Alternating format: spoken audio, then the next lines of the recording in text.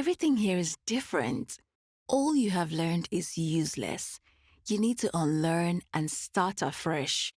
Sentiments like these were not unusual among technicians working with pastoralists in the early days of development programs.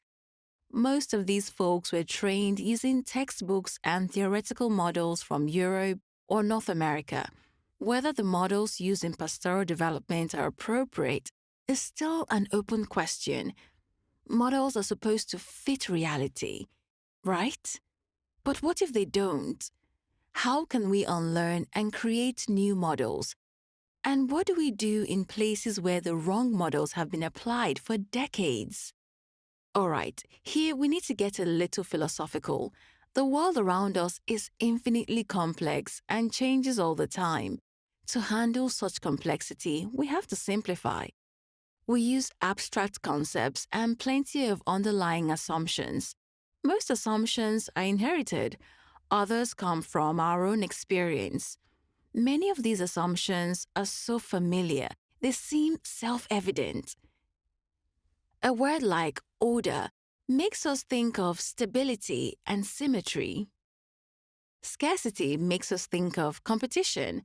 Modern brings up visions of skyscrapers and machinery.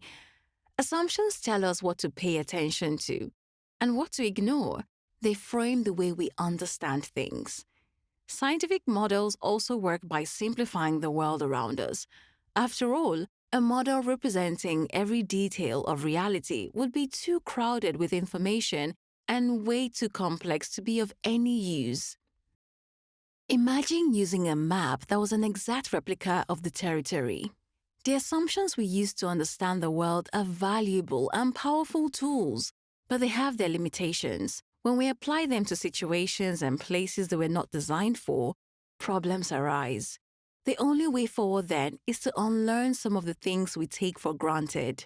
The knowledge about pastoralism in development illustrates this issue really well.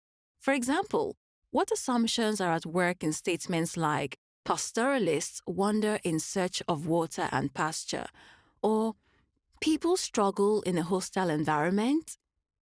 Assumptions that don't fit the context have influenced pastoral development since the very beginning, and they are still framing what we see today.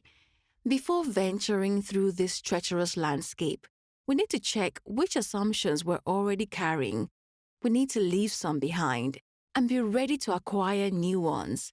In fact, we may need a fresh pair of eyes entirely. Are you ready for the journey?